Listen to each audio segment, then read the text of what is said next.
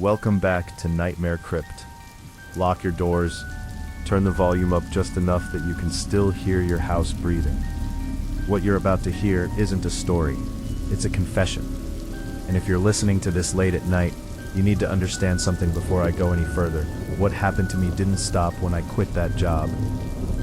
I don't know how much time I have left to explain this properly, so I'm gonna start where it actually began, not where it got bad, not where it became impossible to deny, but where I still thought I was safe. I was the night assistant at Harrison and Sons Funeral Home for almost 8 months. That's not something I usually say out loud anymore. Even now, my chest tightens when I think about the way people nodded politely when I told them where I worked. The way they'd lower their voices, like the dead could hear us through the walls of a diner. If you're listening to this because you're thinking about working nights somewhere quiet, somewhere you think nothing happens, this is your warning. I'm not telling you this to scare you. I'm telling you this because I ignored every instinct I had until there were things I couldn't take back, until there were people I didn't help when I should have, until there were moments I still hear when everything is silent. Something followed me out of that building. I know how that sounds. I would have rolled my eyes too. I did roll my eyes actually, back when the worst thing I worried about was falling asleep at the desk or messing up paperwork. I told myself grief does things to places, that buildings remember sadness the way houses remember smoke. I was wrong. And now if I don't say this out loud, if I don't put it somewhere permanent, it feels like I'm letting it finish whatever it started with me. Harrison and Sons sat on the edge of a small Midwestern town, the kind of place with one main road, 2 gas stations, and a high school football field everyone cared too much about. The funeral home had been there longer than anyone alive could remember. Red brick, white columns, old oak doors that never quite closed without a shove. I worked nights because I needed the money and because nights paid better. My job was simple. Answer the phone, log deliveries, keep the place locked, and make sure the refrigeration unit stayed within temperature. That was it. No embalming, no services, just presence. The first week, nothing felt wrong. Quiet, sure, but that was the point. The hum of the freezers became background noise. The hallway lights buzzed softly, never fully silent. I brought books, podcasts, cheap takeout. I learned which floorboards creaked and which didn't. What I didn't expect was how often people came in after hours. Not families, visitors. They didn't ring the bell. They just appeared at the front desk, standing politely, hands folded, eyes red like they'd been crying for hours. They always said the same thing. I'm here to see my husband, my daughter, my brother. At first, I thought it was grief messing with schedules. I'd explain visiting hours, gently redirect them to call during the day. Most apologized and left. But some didn't. Some just stood there, staring past me, like they were waiting for someone else to answer. The first time it really bothered me was a woman in a gray coat, late 50s maybe. Hair pinned neatly, shoes damp like she'd walked through rain, even though it hadn't rained in days. She said, "He's cold. He hates the cold." I didn't know what to say, so I asked for a name. She gave me one. I checked the log. The name was already marked as cremated, 3 weeks earlier. When I looked back up, she was gone. No sound, no door, just gone. I told myself I'd imagined it. Everyone knows that. Still, I started locking the inner doors. Patterns show themselves when you don't want them to. After the gray coat woman, the visitors came more often. Always alone, always grieving, always specific. They never asked where the bathrooms were, never asked for directions. They knew where they were, they knew where to stand. Sometimes they left wet footprints that stopped in the middle of the lobby. Sometimes they smelled like hospital disinfectant, like copper. I started sleeping less. When I did sleep, I dreamed of voices whispering names I didn't recognize, names I'd later see on intake forms. One night I heard movement downstairs, slow dragging sounds from the preparation room. I radioed security, no response. When I checked the cameras, the hallway was empty, but the door to cold storage B was open.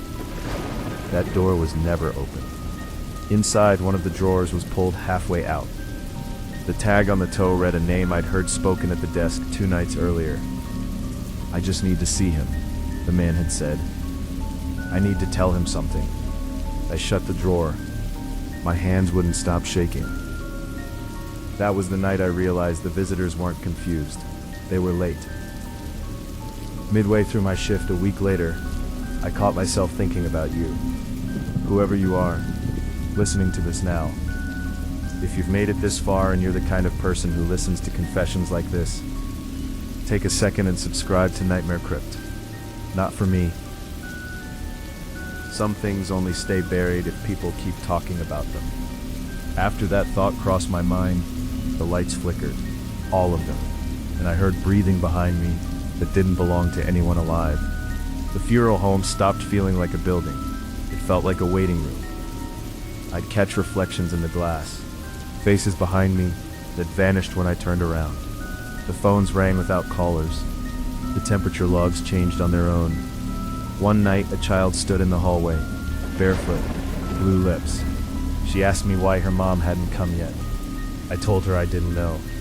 She said she's outside. She just won't come in. That was when I heard the knocking. Not at the front door, from inside the walls. I panicked.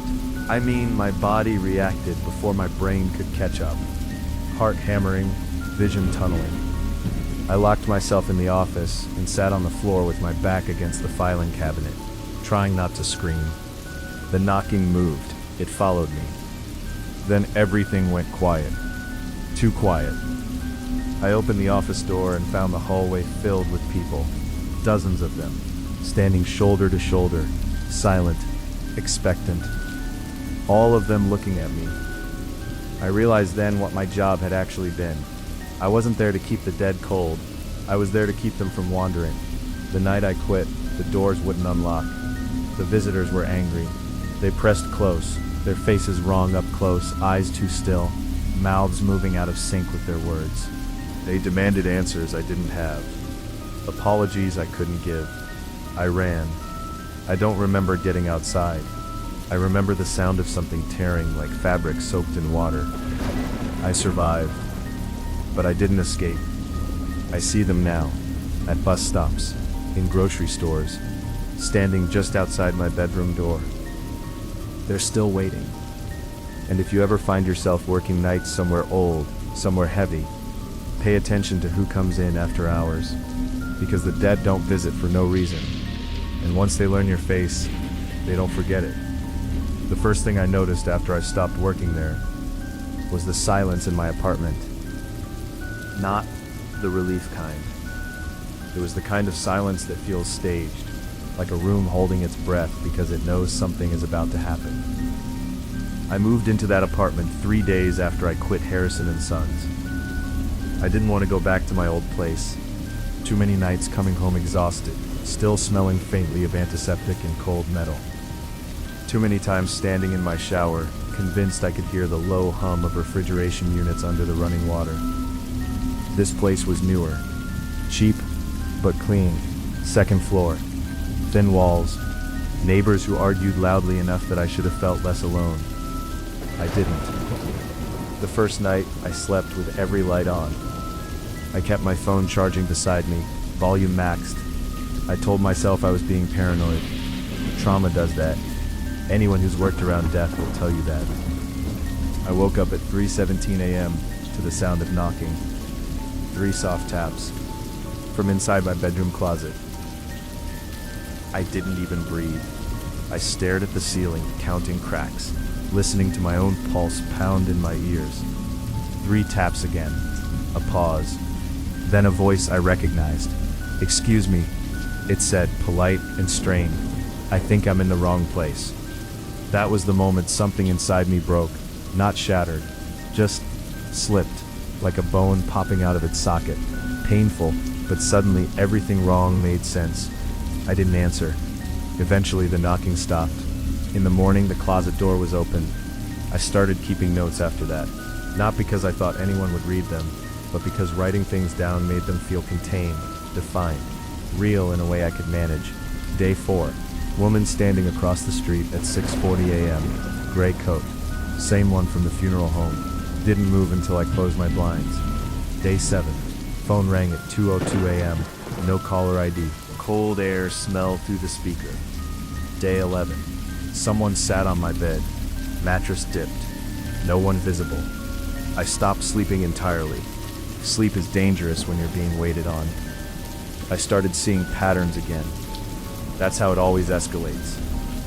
Patterns mean intent. They appeared in places where people pause, crosswalks, hospital waiting rooms, the DMV, anywhere designed for standing still. They never approached directly. They watched. They waited for me to notice. And when I did, they smiled with relief, like I finally clocked in. I tried to get help. That's the part people always ask about later, as if therapy or medication should have fixed this neatly. I went to a doctor. I described anxiety, insomnia, hallucinations. I didn't describe the visitors, because the one time I tried, when I said, sometimes it feels like people are waiting for me to let them go somewhere, just slightly. Professional concern slipping into something else. She asked me where I used to work. I didn't answer. She prescribed me something to help me sleep. I flushed it. I couldn't risk being unconscious. The panic attack happened in a grocery store. Middle of the afternoon, bright lights, normal people arguing over cereal prices. I was standing in the frozen foods aisle when I felt it, that familiar drop in temperature, the ache in my teeth, the pressure behind my eyes. I turned. Every freezer door reflected the same thing. Me, standing at the end of the aisle. Behind me. My chest locked up. My hands went numb. I couldn't breathe. I stumbled backward, knocking into a woman who screamed when she touched my arm, because it was freezing. Security escorted me out. I sat in my car shaking so badly I couldn't turn the key. That was the first time I realized they weren't just following me. They were practicing. The paralyzing dread came later, quieter. It happened one night when I was lying on my couch, staring at the ceiling fan spin. I hadn't slept in almost 4 days. My thoughts were slow, syrupy. I heard my front door unlock. I didn't jump. I didn't panic. I just felt tired. Footsteps crossed the living room, familiar ones, measured, respectful. Someone sat in the chair across from me. I could feel their attention like weight. I've been very patient, a man's voice said. Older, calm, but others are starting to get upset. I asked finally, "What do you want from me?" There was a pause, a sound like fabric shifting. "You already know," he said. "You used to help us." "I didn't," I whispered. "I just worked nights." He chuckled softly. "You listened, you acknowledged. You kept the doors closed when they needed to stay closed." My mouth tasted like metal. "You left," he continued. "Now there's no one." I understood then, fully, horribly. They didn't follow me by accident. They followed the vacancy. The loss of control moment wasn't dramatic. No screaming, no running. It was the morning I woke up standing in my hallway, keys in my hand, coat on, shoes unlaced. The front door was open. I had no memory of deciding to leave. On my phone, a new note waited in my drafts, unsaved, written in my own typing rhythm, but not by any thought I remembered having. If they're waiting, don't make them wait too long. That was when I knew I was already failing. I drove to Harrison and Sons that night. I don't remember deciding to. I just remember the road, empty, familiar, like muscle memory. The building looked the same. Red brick, white columns, dark windows. The front doors were unlocked. Inside, the lights were on. The visitors filled the lobby, the hallways, the stairwells. Dozens, maybe more, silent, orderly. They parted when they saw me, relief washed over their faces. I took my place behind the desk without being told. The phone rang. I answered it. "Harrison and Sons," I said, my voice steady. "How may I help you?" And for a few hours, maybe days, I did. I don't know how I left again. I just know I woke up in my car at sunrise, parked crookedly outside my apartment. My hands stained with ink from logging names I don't remember writing. That was weeks ago. I'm writing this now because it's happening more often. I lose time. I find dirt under my nails. Voices on my voicemail thanking me. They don't all make it inside anymore. Some of them wait outside my door, Some of them are starting to knock on yours. If you ever feel watched for no reason, if you ever smell antiseptic where it doesn't belong, if you ever hear polite knocking where there shouldn't be any, don't answer, because once someone takes the night shift, it doesn't stay vacant for long.